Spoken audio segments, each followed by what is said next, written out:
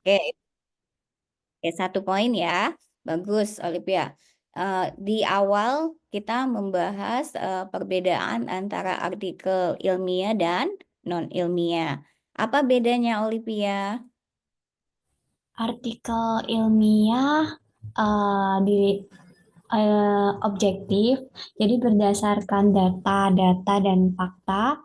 Mhm. Kemudian dari segi formatnya sistematis, menyajikan hasil penelitian. Sedangkan artikel non-ilmiah sifatnya subjektif, hanya opini, kemudian bahasanya tidak terlalu formal, hanya menyampaikan opini atau gagasan, Bu. Bagus sekali ya. Jadi kalau artikel ilmiah objektif, ada data, ada penelitian. Kalau non-ilmiah itu lebih ke subjektif, opini atau pengalaman. Kemudian untuk yang ilmiah itu sistematis, ada struktur yang harus kita ikuti. Tapi kalau non-ilmiah tidak ya. Dan juga bahasanya lebih baku kalau untuk yang ilmiah. Oke, bagus. Terima kasih Olivia. Itu 1 poin yang kita bahas. Ada lagi, apalagi yang kita bahas di pertemuan sebelumnya?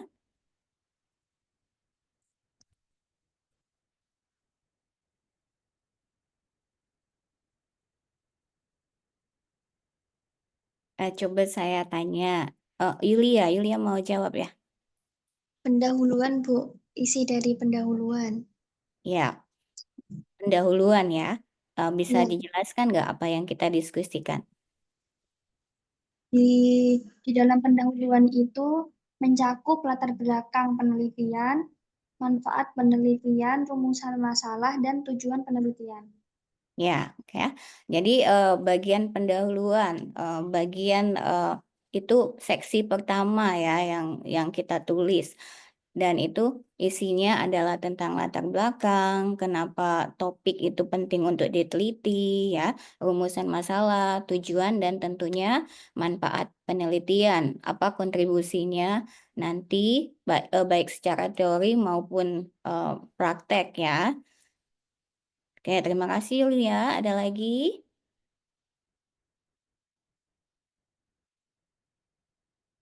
Apa lagi yang kita bahas di pertemuan sebelumnya?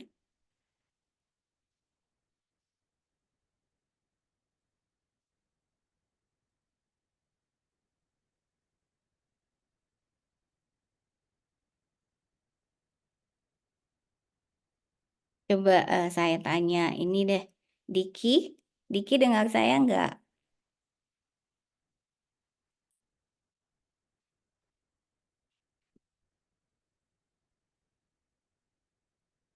Nggak ada ya? Oke, baik. Kalau Dimas gimana Dimas?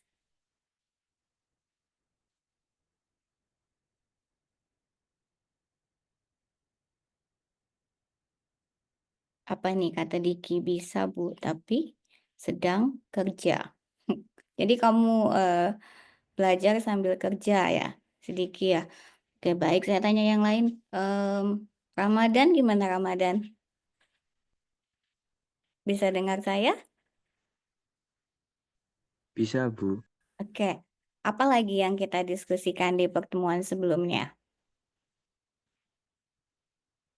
Teman kamu bilang tadi kita membahas perbedaan artikel ilmiah dan non-ilmiah, kemudian fungsi dan bagian pendahuluan, apalagi?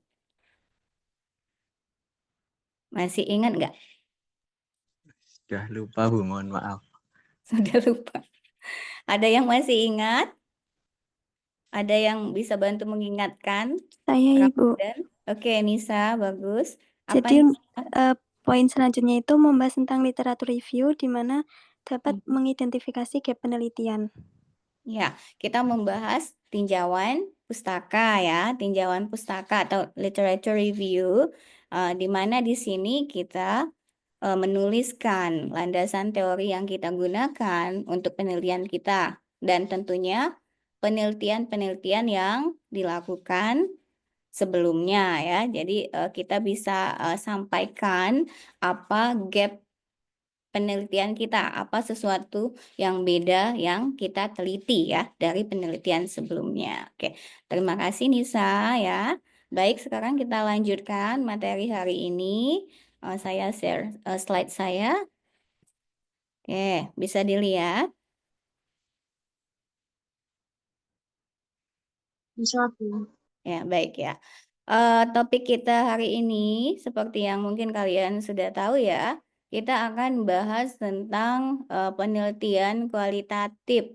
Sebenarnya kalau untuk metode penelitian itu nggak cuma kualitatif ya, ada juga kuantitatif. Bahkan kita juga bisa menggabungkan dua metode ini, jadinya mixed method, kualitatif dan kuantitatif. Tapi untuk mata kuliah ini kita hanya fokus ke penelitian kualitatif. Dan mungkin ya, asumsi saya mungkin penelitian kalian banyak yang menggunakan metode kualitatif.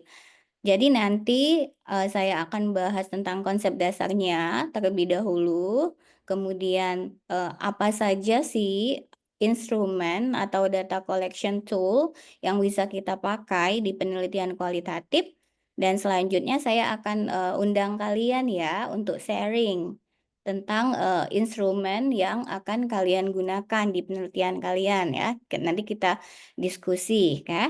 Setelah itu baru kita lanjut ke analisis datanya bagaimana ya. Baik, sekarang kita mulai.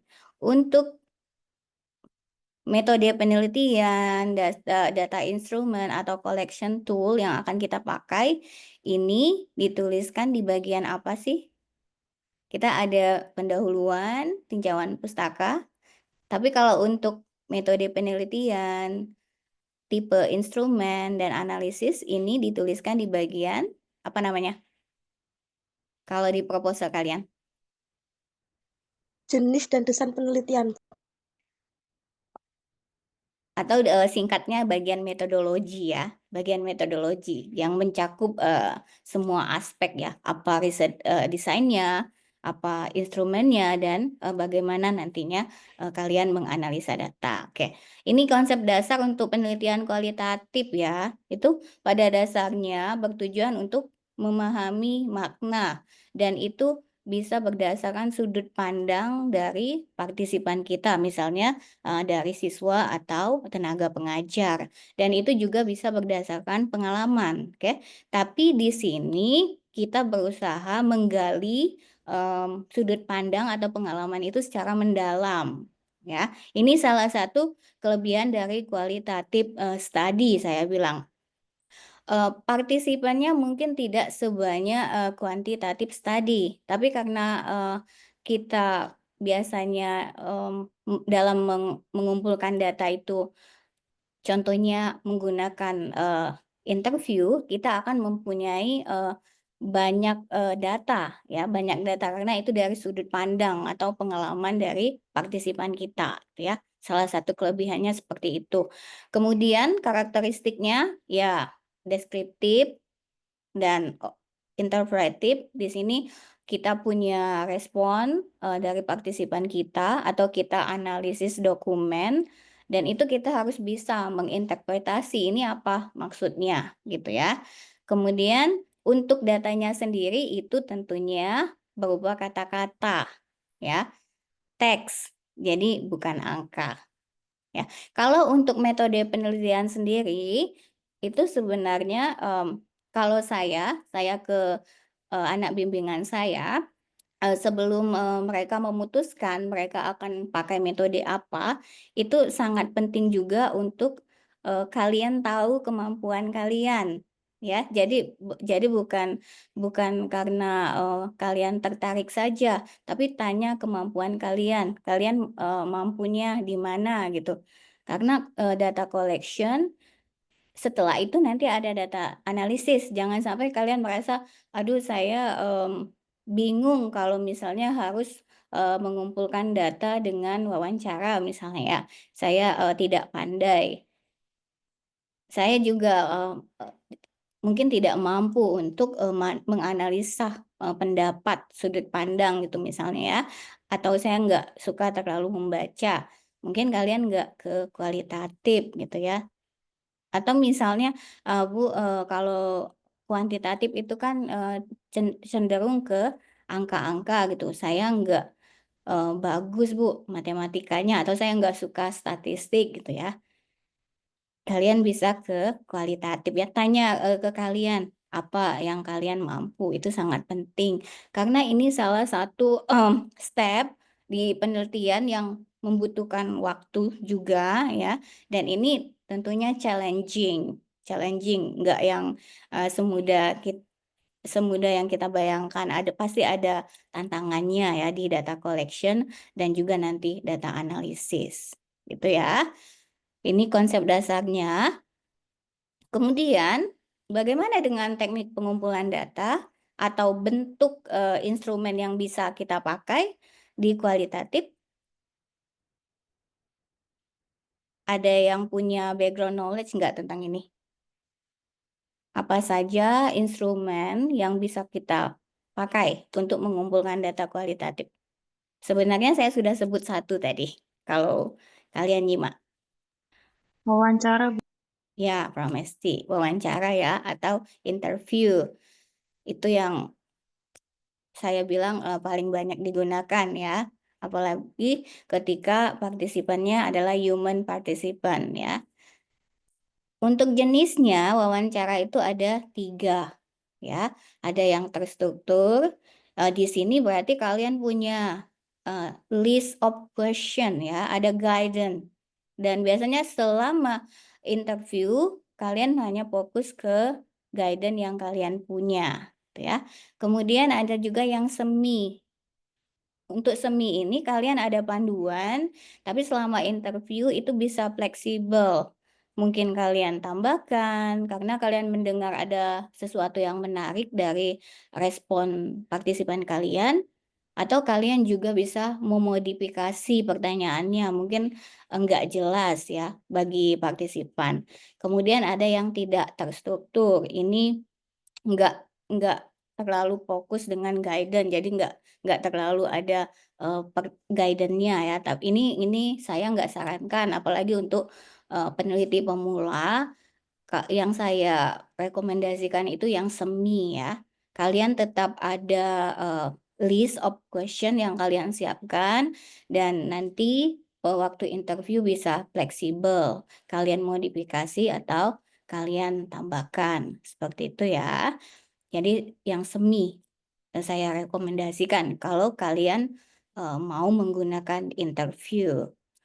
Dan bagaimana untuk list of question-nya? Tentunya ketika kalian menyusun pertanyaan yang ingin kalian tanyakan, kalian bisa berpedoman pada teori ya, teori yang kalian pakai, dan lebih bagus untuk mengadaptasi dari penelitian sebelumnya. Karena kalau kalian membuat pertanyaan benar-benar dari awal, itu tentu sangat challenging untuk peneliti pemula. Jadi kalau ada peneliti sebelumnya yang meneliti topik yang sama, yang kalian lihat, oh ini pertanyaannya bisa saya adaptasi ya, bisa saya modifikasi, itu lebih bagus ya, karena untuk penelitian sebelumnya berarti sudah punya pengalaman ya.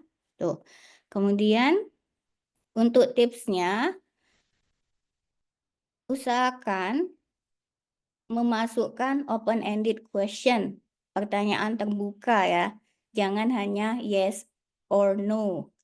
Nanti data kalian limited ya. Kalaupun kalian pakai yes no question, itu usahakan ada pertanyaan lanjutan.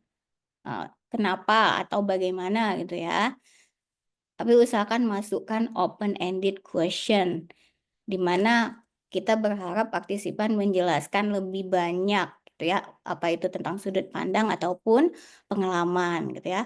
Dan biasanya selama interview ada 2 teknik yang bisa dilakukan, kita bisa record atau kita bisa catat. Tapi tentunya harus minta izin terlebih dahulu ya. Satu hal penting yang harus kalian lakukan sebelum data collection adalah kalian harus minta persetujuan ya. Kalau itu melibatkan institusi, mungkin dari sekolahnya, dari kepala sekolahnya, dari pimpinannya minta izin dulu. Kemudian ke partisipan yang bersangkutan ya. Kalian harus pastikan partisipasi mereka itu voluntary ya, nggak ada paksaan dan juga nggak ada negatif konsekuensi. Itu harus dijelaskan ya. Dan tentunya kalian harus pintar ya approach partisipan kalian ya. Jadi bisa bekerja sama itu ya untuk data collection. Contoh misalnya di sini studi tentang pengalaman tenaga pengajar selama COVID-19 ya. Selama COVID-19 itu kan pembelajaran dilakukan secara online ya. Dan tentunya ada sisi positifnya dan tentu ada sisi negatifnya ya, kelemahan dan kelebihan. Ini untuk metode pertama. Apalagi metode yang lain? Tahu nggak? Observasi, Bu. Ya, benar, observasi. Nih ya, observasi. Untuk observasi sendiri juga ada jenisnya.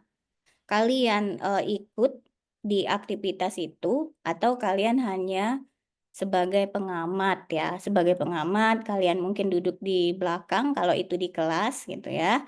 Dan kalian harus siapkan lembar observasi sesuai dengan tujuan penelitian kalian ya. Dan kalian catat hasil observasinya di lembar observasi itu, atau kalau partisipannya setuju untuk di-record juga bisa kalian lakukan ya, seperti itu. Itu bisa mengamati perilaku contohnya ya, atau mungkin interaksi yang terjadi di dalam kelas, misalnya dalam proses pembelajaran bahasa Indonesia dengan topik yang tertentu ya. Ada lagi?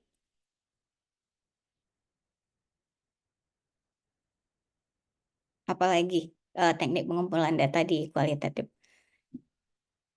Memang yang paling populer itu wawancara dan observasi. Ada juga dokumentasi gitu ya. Dokumentasi ini kalian mengumpulkan data dari dokumen. Misalnya, Bu, saya itu orangnya introvert, Bu. Saya nggak pandai komunikasi dengan human participant, dengan orang lain gitu. Saya nggak pandai. Jadi saya lebih memilih menganalisa dokumen. Boleh. Ya, ini juga bagian dari kualitatif. Misalnya kalian menganalisa jurnal harian siswa gitu ya, atau materi ajar, atau mungkin tugas yang siswa kerjakan. Kalian analisa dokumen gitu ya. Tapi tentunya kalian juga harus minta izin apakah boleh dokumennya dipinjam dan dianalisa gitu ya. Dan ini juga bisa jadi pelengkap untuk data wawancara atau observasi, karena kalau kita meneliti itu kita bisa memasukkan lebih dari satu instrumen ya. Jadi kita bisa punya data yang kompleks dan nanti bisa menarik gitu ya, nggak limited datanya. Dan bisa kita bandingkan kalau dari hasil wawancara seperti ini, observasi seperti ini, kemudian dianalisis langsung dokumennya begini, bisa jadi beda, bisa jadi ada persamaan ya. Contoh yang seperti saya bilang, menganalisis jurnal harian siswa atau arsip pembelajaran, dokumentasi ya. Kemudian apalagi ada namanya focus group discussion. Ini kalian seperti diskusi ya. Jadi mungkin kalian sebagai peneliti itu sebagai moderatornya. Jadi dibagi kelompok misalnya 5 atau 10 orang gitu ya, untuk ada topik tertentu yang tentunya berhubungan dengan tujuan dan rumusan masalah kalian gitu ya. Ini dilakukan biasanya kalau misalnya nggak memungkinkan nih untuk interview satu-satu gitu ya. Jadi kalian memutuskan untuk diskusi, focus group discussion. Ini bisa juga dilakukan. Ada teknik lain seperti field note. Ini catatan di lapangan, terjun di lapangan, kemudian kalian melakukan catatan selama atau selesai pengamatan, dan ada juga studi visual atau artefak. Ini biasanya untuk di bidang budaya atau seni ya. Ini sesuai gitu ya. Tapi mungkin kalau untuk kalian ini ya, menurut pandangan saya mungkin kalian itu lebih ke wawancara dan observasi atau mungkin analisa dokumen. Itu ya. Jadi ini tipe-tipe data collection tool atau instrumen yang umumnya dipakai di kualitatif. Ada pertanyaan?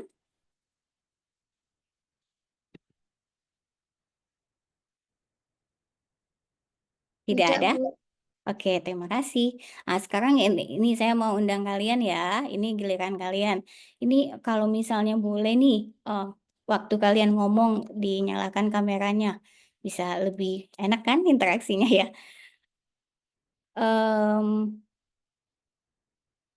Ada yang mau volunteer nggak? Sharing instrumen yang kalian pakai untuk penelitian kalian nanti. Silakan. Atau saya panggil random ini.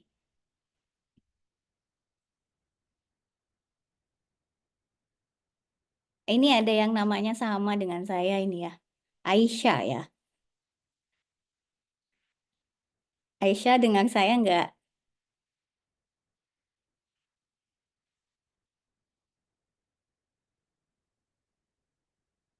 Nggak ada ya. Kalau Delia? Delia ada di sana?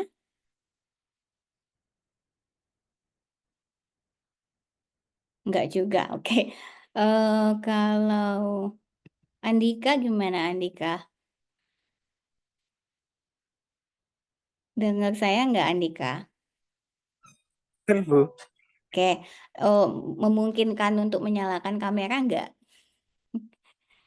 Nah, kan jadi enak nih saya lihat mukanya nih, siapa tahu waktu pulang ketemu di jalan kan ya. Oke, Andika, ini kita membahas data collection tool ya, instrumen yang digunakan untuk mengumpulkan data. Bisa share nggak? Kalau untuk penelitian kamu apa rencananya? Udah selesai ya proposalnya Andika? Sudah belum?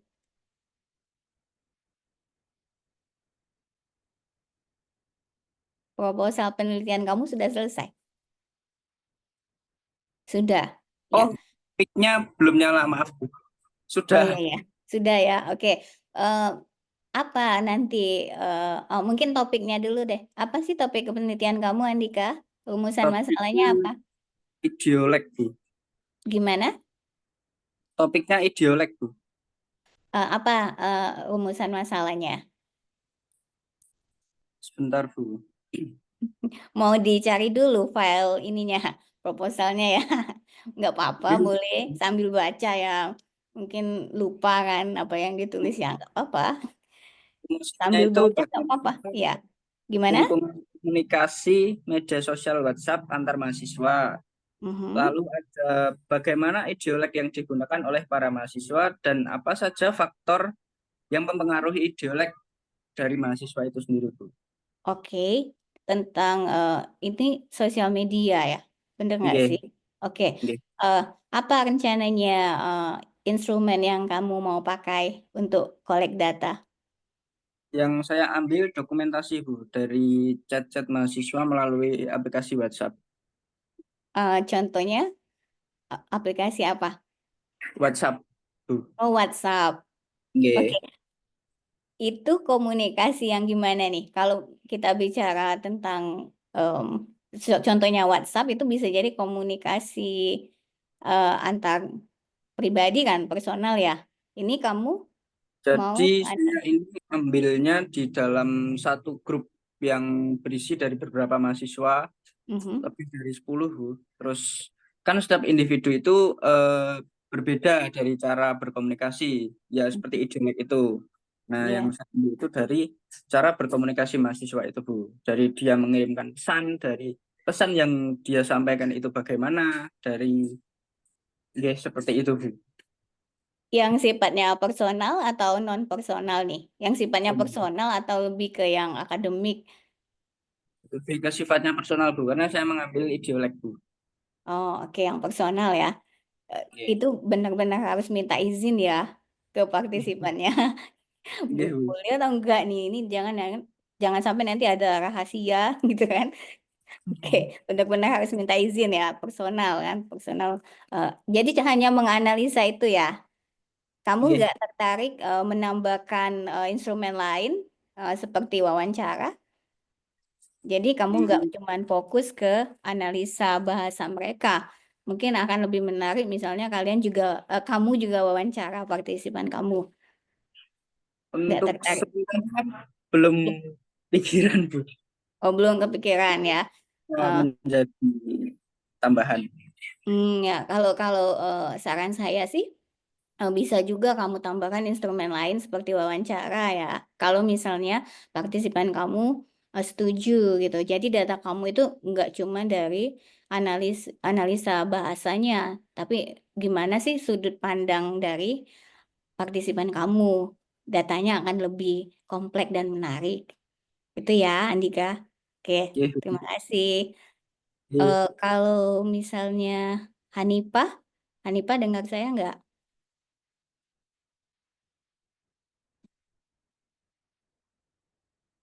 Hanifah Nuraini. Nggak dengar? Nggak apa-apa. Kalau nih misalnya siapa nih?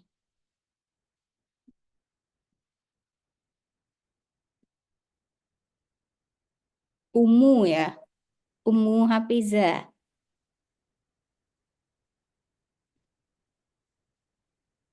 Masih di sana, Umu Hafizah? Bisa dengar saya?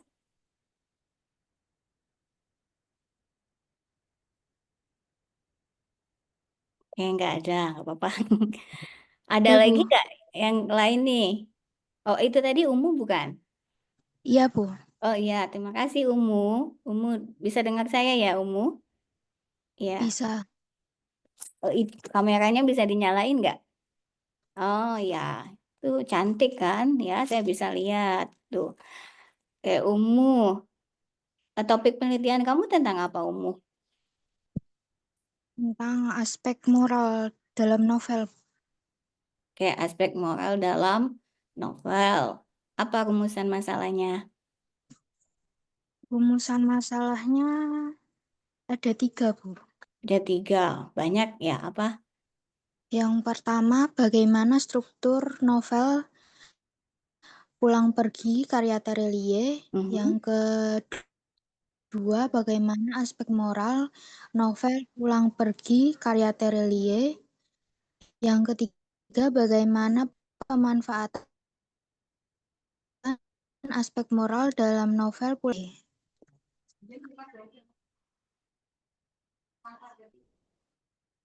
Oke, ada 3 rumusan masalah. Jadi, instrumennya apa nanti, Umu, yang kamu pakai? Wawancara, Bu. Oh, wawancara ya? Oke, jadi kamu bukan menganalisa novel itu ya, tapi kamu wawancara. Oke, siapa yang mau diwawancara? Guru SMP, Bu. Guru Oh, bahasa Indonesia. guru bahasa Indonesianya. Oke, wawancara aja. Hanya Iya, sama wawancara. menganalisis novelnya. Oh, oke, dokumentasi dan wawancara. Kamu analisa novel, kemudian kamu wawancara ya. Oke, Iya, oke. Em, bagus, tapi di sini kalau untuk partisipan kamu harus pastikan kalau mereka sudah baca ya novelnya. iya, Bu. Ya, ini berarti kamu pakai purposive sampling teknik ini ya.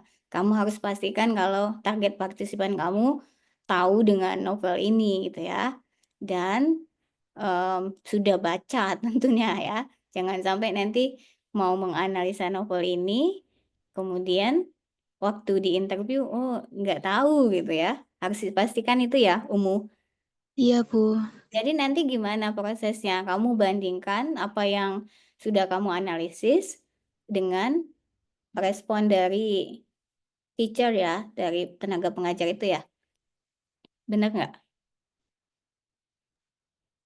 Jadi nanti Hmm. saya mewawancarai guru SMP. Nah, di sekolah tersebut apakah menerapkan pembelajaran sastra, Bu? Mhm. Tapi fokusnya ke Terus aspek moral berkaitan, ya. Mhm.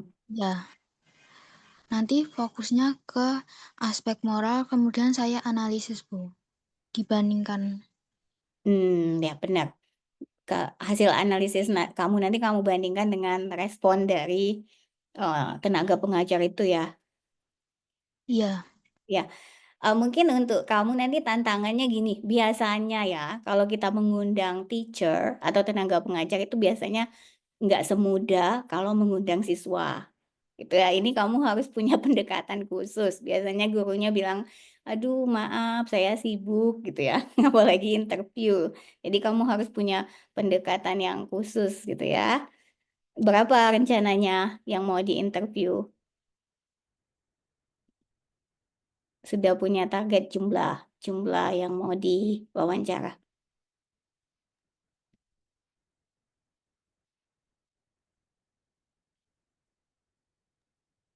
Berapa ada rencananya targetnya? sekolahnya waktu saya PLP 2 Berapa orang? belum direncanakan, Bu. Oh, belum direncanakan ya. Ada berapa jumlah guru bahasa Indonesianya di sana, Umu? Kurang tahu, Bu, karena saya pelaksanaan PLP baru akhir bulan Oh, belum Juli tahu. ini sampai Oh, iya. Agustus. Jadi belum tahu jumlahnya ya. Ya, tapi mudah-mudahan nggak terlalu sedikit gitu ya. Jadi kamu juga nanti datanya Iya, bisa banyak gitu ya. Oke, oke, terima kasih Umu. Oke, iya, Bu. kemudian ini yang lain lagi mungkin. Bu Aisyah, mungkin Hmm? saya menyela, Bu. Iya, Ini gimana Bu Dini? sambil teman-teman biar mungkin berpikir, mencerna begitu ya. Tadi eh, terkait dengan ini Bu, apa tadi itu yang penelitian yang melibatkan manusia, mohon maaf. Penelitian yang melibatkan manusia seperti contohnya tadi penelitiannya Andika tadi ketika dipaparkan itu berarti masuk dalam kajian sosiolinguistik yang kemudian mungkin bentuk sumber datanya itu adalah grup WA yang di screenshot begitu ya Bu ya, yang di dalamnya itu kan melibatkan langsung manusianya. Tadi diingatkan oleh Bu Aisyah tadi, Mas Andika, jadi nanti harus benar-benar hati-hati karena di sana melibatkan orang lain. Nah, kebetulan Ibu di kampus kami itu belum familiar dengan adanya uji etik di dalam penelitian. Nah, meskipun mungkin beberapa sudah mendengar, tetapi memang di tempat kami belum ada kewajiban yang penelitiannya itu ketika melibatkan manusia itu harus memiliki sertifikat dari hasil uji etik itu sendiri. Namun kemudian beberapa waktu akhir-akhir ini diantisipasi dengan cara kalau waktu itu kan mahasiswa mungkin memahami sumber data itu sebagai sesuatu yang apa adanya. Jadi Iya. kalau mereka menggunakan sumber data berupa karangan siswa, begitu, karangannya itu nanti di deskripsi data itu tidak disajikan dalam bentuk singkatan, tapi namanya lengkap disajikan, begitu. Nah, itu apakah termasuk dalam pelanggaran kode etik dan mungkin bisa digambarkan Ibu karena di beberapa negara itu kan memang hal-hal yang berkaitan dengan manusia itu harus tunjukkan dengan bukti bahwa oh penelitian ini layak dan sesuai dengan prinsip-prinsip etika yang berlaku dan baru kemudian boleh dilanjutkan untuk dilaksanakan gitu. Kebetulan di kampus kami belum ada Bu. Mohon diberi pengalaman terkait dengan uji etik itu sendiri Bu Aisyah. Matur suwun Bu. Ya, terima kasih Bu Nini. Ya, itu sebelum mau meneliti ya memang kalau di tempat kami itu memang proposal itu harus disubmit dulu Bu, dianalisa dengan etik committee gitu kan, termasuk instrumen yang akan dipakai. Jadi kalau misalnya belum dapat approval, kita belum bisa data collection. Tapi untuk submit dokumen itu sendiri juga sebenarnya peneliti juga harus sudah mengikuti training tentang etik itu sendiri. Ada yang sifatnya online, ada juga yang on-site di kampus-kampus tertentu gitu. Kalau di tempat kami biasanya ada itu setahun atau 2 tahun sekali. Dan itu juga harus dilampirkan saat kita mau propose penelitian kita untuk dapat persetujuan gitu ya.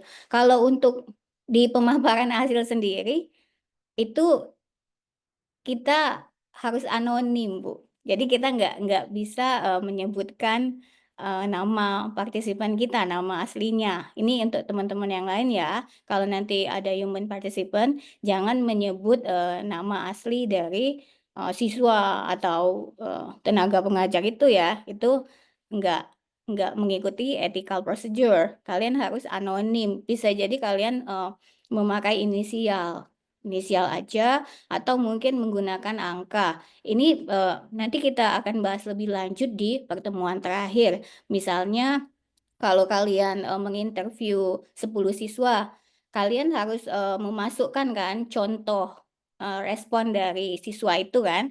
Kalian bisa hanya menyebutkan siswa 1, siswa 2 seperti itu. Jadi jangan nama aslinya dicantumkan. Itu nggak anonim kalau kayak gitu. Ya. Itu yang untuk teman-teman. Kita akan bahas lebih lanjut ini kalau untuk hasil dan pembahasan nantinya di minggu depan. Ya. Saya menjawab pertanyaan Bu Dini nggak? Iya, sangat Oke. menjawab, Bu. Dan Ya. ini memberikan gambaran kepada teman-teman mahasiswa, terutama di PBSI ini, Bu, yang kita ini di kampus memang belum Mm-mm. familiar ya. Tapi di Mm-mm. beberapa kampus di Indonesia memang sudah mengharuskan, Bu. Salah Iya. satunya saya juga, penelitian saya itu sumber datanya adalah dari tulisan mahasiswa. Jadi Mm-mm. ketika saya akan mengajukan uji kualifikasi lisan itu saya harus menunjukkan terlebih dahulu proposal dan instrumen untuk dimasukkan di uji etik, baru keluar Mm. sertifikat dan bisa dilakukan pengumpulan data begitu. Nah, Iya. ini memang sengaja tadi saya tanyakan supaya teman-teman itu tahu bahwa ternyata di dalam penelitian itu ada etikanya Iya, begitu, meskipun benar-benar Bu. kualitatif gitu. Karena beberapa kali ketika berjumpa menguji beberapa mahasiswa masih kami temukan nama-nama ini karangan si A si B tidak disebutkan Iya. sebagai misalnya sumber data 1, sumber data 2 Iya. begitu, tapi memang Ya. namanya misalkan Dini Restianti Pratiwi lah, itu kan hal yang sebenarnya harus dihindari, tapi di Iya. tempat kami masih menjadi hal yang umum begitulah. Nanti Hmm. untuk bisa diperkenalkan, karena kalau di luar negeri terutama ya Bu ya, itu Ya. sudah melanggar hak asasi manusia ya Bu. Iya, ya benar. Bahkan mungkin nama kampus sendiri Bu ada yang tidak menyebutkan nama kampusnya, bisa saja menyebutkan misalnya salah satu kampus di Indonesia seperti itu, tapi tidak langsung. Ada juga yang nggak apa-apa kalau sekedar nama kampus gitu. Tapi Iya, kalau untuk partisipan sendiri ya anonim ya iya, teman-teman. Jangan disebut iya. nanti kalau partisipannya Bu Dini disebut kata Bu Dini gitu, jangan ya. Anonim. Terima Tapi kasih sekali mudah-mudahan Bu nanti Aisyah. di UMS ada lah Ibu ya komite untuk yang etiknya. Mudah-mudahan karena ada jurnal-jurnal tertentu yang dia minta ya Bu, minta Iya, bukti etik. Ada juga tapi yang enggak minta gitu. Baik, terima kasih Bu Dini. ya, terima kasih Bu Aisyah. Nanti juga mungkin berkaitan dengan instrumen di dalam pengumpulan data itu, misalnya seperti wawancara atau wawancara ya, atau observasi begitu.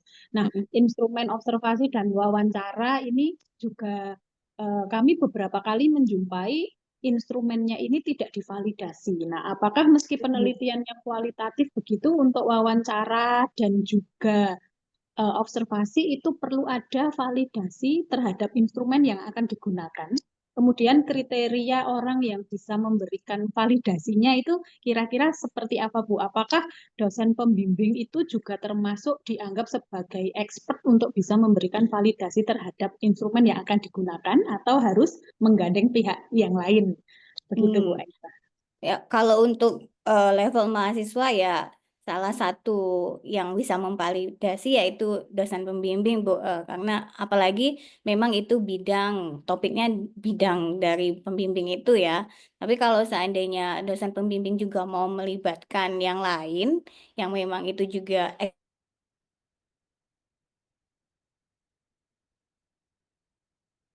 itu saya sarankan ke teman-teman itu lebih baik mengadaptasi eh, dari penelitian sebelumnya gitu. Karena untuk membuat pertanyaan yang baru, mengkonsep pertanyaan yang baru itu bukan hanya butuh waktu, tapi sangat butuh ketelitian gitu ya untuk validasinya. Tapi kalau memang itu sudah pernah dipakai dari penelitian sebelumnya dan kita modifikasi, kita adaptasi, kita sesuaikan dengan konteks kita, itu akan lebih mudah untuk teman-teman. Sudah dipakai di penelitian sebelumnya itu untuk peneliti pemula. Bahkan saya sendiri misalnya ya Bu, saya itu kalau untuk riset instrumen saya masih adaptasi dari penelitian sebelumnya. Tidak ada yang benar-benar dari nol. Saya konsep sendiri. Begitu ya teman-teman, apalagi untuk sumbernya dari artikel-artikel yang publish di jurnal bereputasi. Iya, terima kasih banyak Bu Aisyah. Jadi Ya. demikian tadi Mbak Umu tadi kan menyampaikan akan melakukan wawancara dengan guru bahasa Indonesia. Berarti meskipun itu gurunya adalah tantenya, tetangganya, atau teman dekatnya, atau sudah punya ikatan sebelumnya, tetapi instrumen wawancara harus tetap disusun. Begitu kan ya Bu Aisyah ya? Ya, dan Nah, harus objektif ya, harus objektif. Apa nanti yang disampaikan oleh partisipan itu nanti yang dianalisis dan dilaporkan. Jangan nanti, aduh ini karena partisipannya masih ada hubungan keluarga, kemudian jawabannya ini agak nyeleneh misalnya gitu kan, atau nggak sesuai harapan, kemudian kalian ubah datanya. Nah, nggak boleh seperti itu. Harus objektif gitu ya. Karena terkadang ada data-data yang itu kita nggak terbayang atau terpikirkan sebelumnya, tapi ketika kita analisa, itu akan jadi sesuatu yang menarik untuk didiskusikan. Ya, jadi harus objektif. Mau adik, kakak, atau mungkin dosen sendiri yang jadi partisipan. Harus objektif, jangan subjektif. Jangan mengubah data karena harapan kita tuh hasilnya mau gini, tapi kok ternyata begini gitu. Jangan ya teman-teman, ingat ya. Oke, baik. Ada lagi nggak yang mau share untuk data collection tool-nya? Tapi kalau menurut asumsi saya mungkin untuk kalian mungkin wawancara, observasi, dan dokumentasi ya. Kebanyakan seperti itu ya. Oke. Dan seperti yang saya sarankan ke siapa tadi? Andika ya, yang saya sarankan tadi ya, itu kalau akan lebih baik kalau misalnya kalian bisa memasukkan lebih dari satu instrumen untuk membuat data kalian kompleks dan lebih menarik nantinya. Apalagi kalau kalian punya ekspektasi nanti mau disubmit ke jurnal. Ini sangat kompetitif kalau apalagi di internasional jurnal yang bereputasi. Ya, Bu. Kalau nggak ada, kita lanjutkan ke topik yang kedua. Topik yang kedua, ini salah satu yang challenging juga ini untuk peneliti ya. Bukan hanya untuk peneliti pemula, tapi untuk semua peneliti. Nih, analisis ya, data analisis. Ada beberapa metode untuk analisis data kualitatif yang populer ya. Ini yang pertama namanya analisis tematik ya, analisis tematik. Itu sebenarnya saya punya sumber-sumber untuk metodologi, tapi memang berbahasa Inggris. Berbahasa Inggris, kalau ada yang suka membaca literatur dalam berbahasa Inggris, nanti bisa minta ke saya, ini sumbernya ya. Karena di kampus ini saya juga mengajar mata kuliah riset metodologi pada mahasiswa. Ini analisis yang populer pertama di data kualitatif itu namanya tematik analisis. Ya, di sini kalian setelah kalian mengumpulkan data, kalau itu dari wawancara misalnya ya, kalian ada proses transcription ya, kalian transcribe data kalian, kemudian kalian identifikasi, kalian kelompokkan berdasarkan tema-tema yang sama ya, dan bisa juga nanti ada subtema. Dan di sini kalian menggunakan kode atau coding. Dan bagaimana Bu menganalisa temanya? Itu bisa kalian hubungkan dengan teori yang kalian baca atau juga bisa dari penelitian sebelumnya dikelompokkan berdasarkan respon siswa 1, siswa 2, siswa 3, mana yang sama dikelompokkan di tema atau subtema yang sama, begitu ya, analisis tematik. Contoh ini misalnya menganalisa kesulitan mahasiswa dalam menulis karya ilmiah. Ini. Jadi misalnya wawancara nih, ya. Kemudian kalian ada proses coding. Bisa terbagi menjadi berapa bagian setelah kalian analisa ini hasil wawancara. Mungkin kesulitan yang pertama itu adalah kesulitan mencari referensinya, gitu ya. Yang kedua, bingung atau tidak familiar dengan struktur karya ilmiah sendiri. Kemudian yang ketiga ini nggak percaya diri, merasa nggak mampu untuk menulis karya ilmiah, gitu ya. Dan itu nanti bisa kalian kelompokkan lagi dengan tema utama, tema besar. Kalau tentang kesulitan mencari referensi, itu bisa kita katakan berarti kesulitannya adalah di akses sumber. Kalau untuk pengetahuan tentang sistematis atau struktur, kita bisa kategorikan teknik penulisan. Dan untuk rasa percaya dirinya, itu bisa kita katakan motivasi. Itu ya, tematik analisis. Salah satu mungkin tantangan untuk kualitatif data ini, kalau misalnya kuantitatif, itu yang menggunakan angka, statistik, itu biasanya peneliti menggunakan SPSS ya. Dan selama peneliti ini tahu formulanya, itu akan gampang untuk dianalisa. Tapi kalau untuk tematik, untuk kualitatif data, itu sangat dibutuhkan waktu. Saya rasa ini lebih lama malah dari kuantitatif data. Dan harus lebih teliti, ya, lebih teliti untuk membaca respon-respon dari partisipan kalian. Kalaupun itu dari dokumentasi juga, kalian juga harus teliti ya, membaca dan mengelompokkan data yang ada. Bisa jadi ini lebih panjang prosesnya dari kuantitatif data, kalau saya bilang ya. Kemudian ada juga yang namanya analisis konten. Analisis konten, misalnya kalian tertarik untuk menganalisa dokumen, karena untuk metode pengumpulan data sendiri ada yang namanya dokumentasi ya, menganalisa teks berita baik itu dari online atau mungkin yang ditugas siswa, menganalisa tulisan siswa seperti itu ya. Contohnya begini, analisis isi teks bahasa Indonesia SMA dari segi nilai-nilai karakternya. Kalian harus paham dulu apa nilai-nilai karakter yang kalian masuk di sini, yang kalian maksud di sini, kalian identifikasi apa yang dimasukkan ke nilai karakter yang sesuai dengan rumusan masalah kalian. Kalaupun kalian menghitung frekuensi itu hanya basic ya, kalau untuk di kualitatif enggak yang seperti kuantitatif yang lebih kompleks. Kemudian tentunya perlu ada interpretasi. Ya, enggak cuman sekedar dideskripsikan begini tapi enggak ada interpretasi dari kalian. Ini analisis konten. Kemudian ada grounded theory.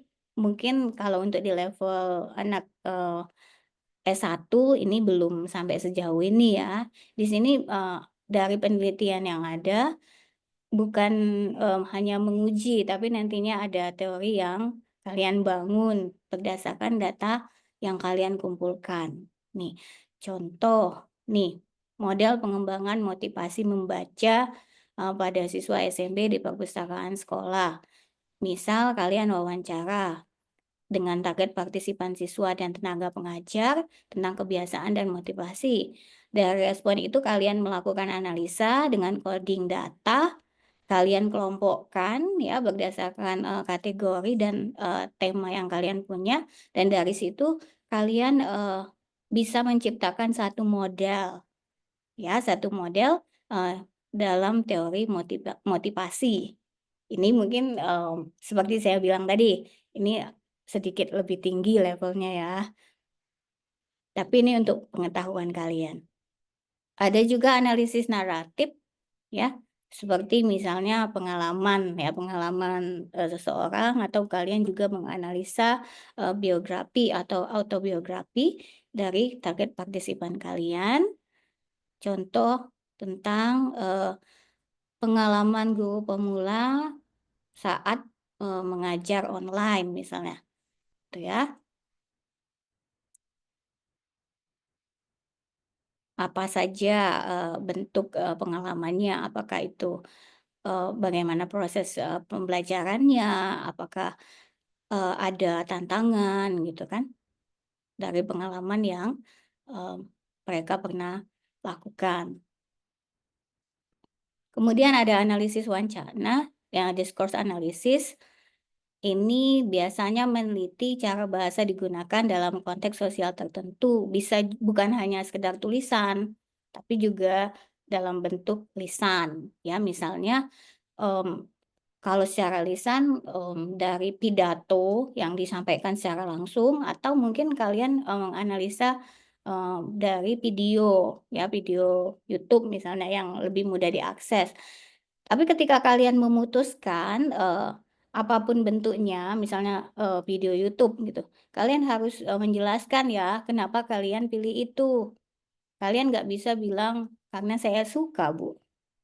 Itu nggak ilmiah ya, karena itu channel favorit saya, Bu. Nggak bisa alasannya seperti itu ya. Kalau untuk penelitian, kalian juga harus punya alasan-alasan yang ilmiah. Kenapa itu yang kalian pilih. Tuh ya.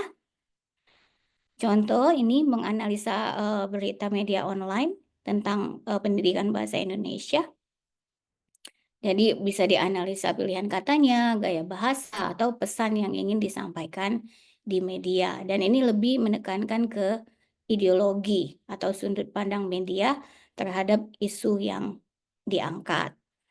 Ya, iya, baik.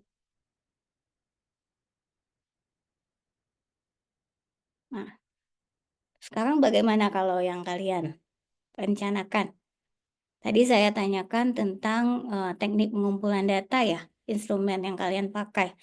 Ini ada nggak yang mau sharing? Teknik analisis yang akan kalian pakai.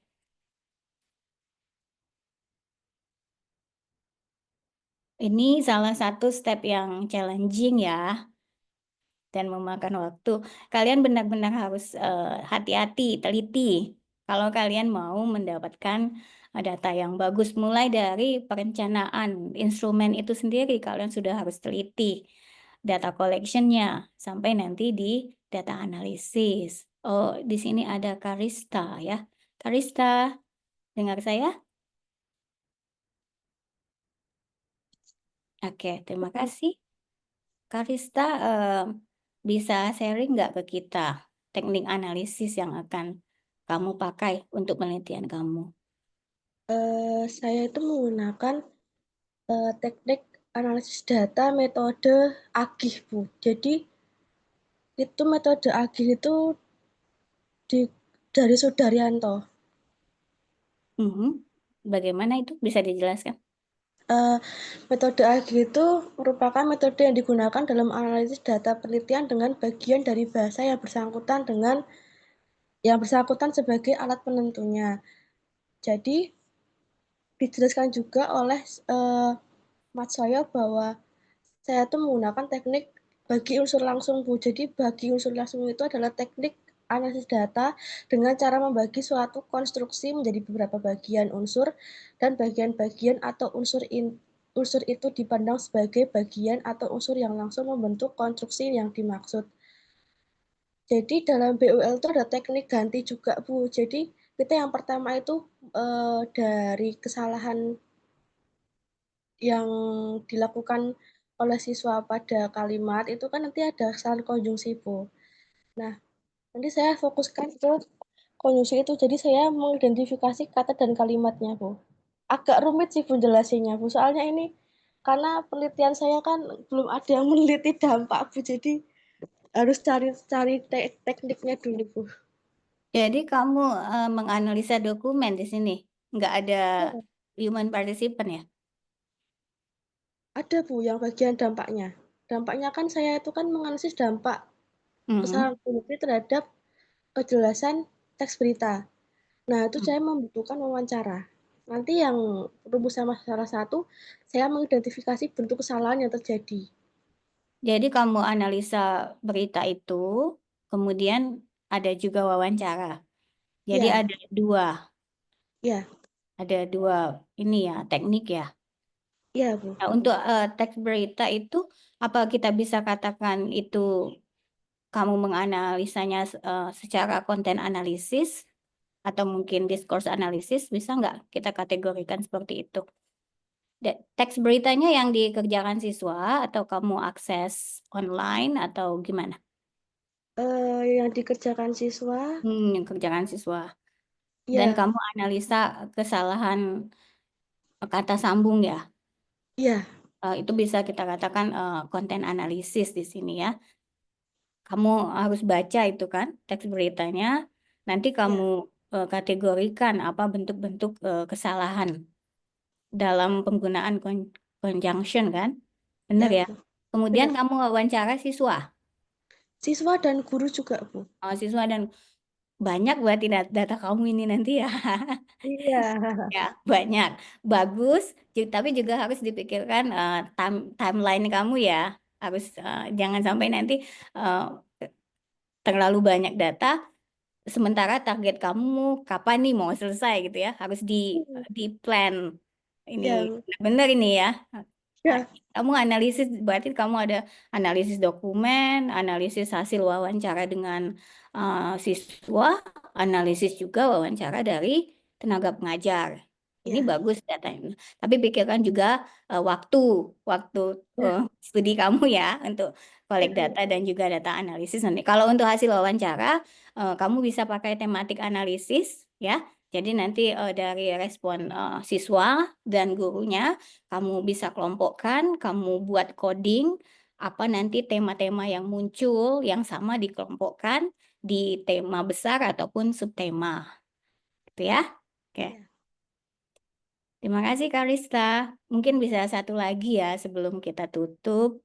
Eh, Dewanti mungkin. Dewanti, dengar saya nggak?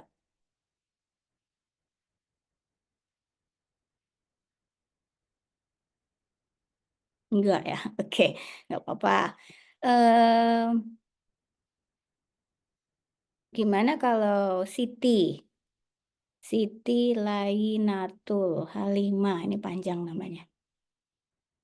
Ada di sana nggak? Enggak juga. Kalau Farida Umi Hanifah,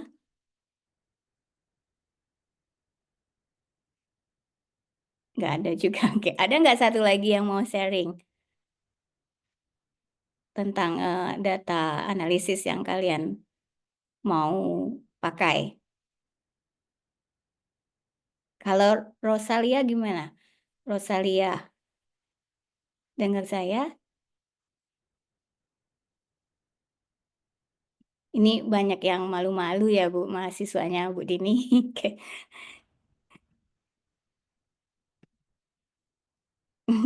Ya nggak apa-apa, nggak apa-apa. Ya, baik. Jadi itu materi kita pada hari ini ya. Semoga dapat gambaran untuk data collection tool dan juga analisis ya. Apakah ada pertanyaan? Ada yang mau ditanyakan atau ada yang mau didiskusikan? Silakan. Izin bertanya, Bu. Iya, Olivia, silakan. Tadi tentang uji etik, jadi Mhm. jika Jika saya melakukan penelitian tentang kesantunan bahasa dalam kolom komentar akun Instagram, misal Presiden Jokowi, apakah saya tetap perlu mengajukan izin etik atau persetujuan etik, Bu?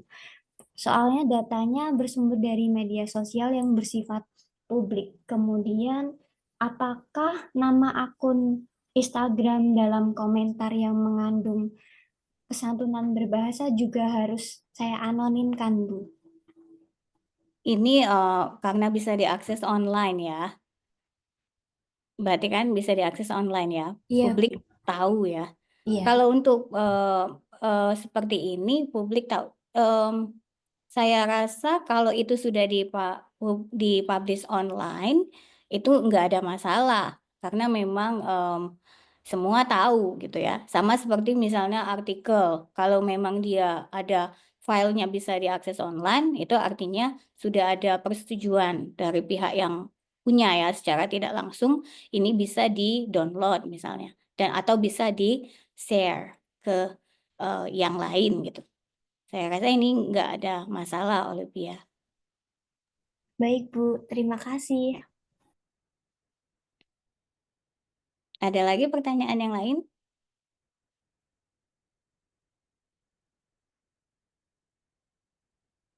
Untuk materi kita terakhir itu juga penting ya, itu hasil dan pembahasan. Ini terutama di bagian pembahasan ya, itu kalau mahasiswa saya sendiri itu mereka, kalau saya bilang itu kalau draft pertamanya itu sangat-sangat perlu major revision gitu kalau pengalaman saya di sini. Mereka belum punya banyak knowledge bagaimana cara menulis pembahasan yang critical. Jadi hanya sekedar deskripsi, tapi nggak ada argumentasi. Itu terjadi pada mahasiswa saya. Jadi nanti ini penting ya, kita akan bahas di pertemuan terakhir bagaimana kita bisa memaparkan hasil penelitian itu secara rinci dan juga kritis ya, nggak cuman ini tapi nggak ada interpretasi. Begitu juga di bagian pembahasannya. Nggak ada pertanyaan yang lain? Wah, menarik sekali Bu itu nanti materi yang terakhir di hari Selasa ya Bu Hmm. Aisyah. Ya Bu, apalagi kalau ekspektasinya untuk publish. Nanti di akhir pertemuan juga saya share tips ya, tips supaya bisa publish gitu ya. Ada tips saya bilang secara konten dan teknis, secara manajemen ya, berdasarkan pengalaman yang saya punya. Jadi nanti teman-teman di sini juga kalau memang ekspektasinya ya saya mau publish gitu, mungkin bisa dipakai tips yang saya sampaikan di pertemuan minggu depan ya. Baik Bu, ditunggu tips-tipsnya minggu depan Bu Aisyah. Ya. Terima kasih Ya, banyak. ya. Baik, saya tutup ya. Terima kasih semuanya. Oke. Terima kasih Bu Dini. Terima kasih Ya. banyak Bu Aisyah.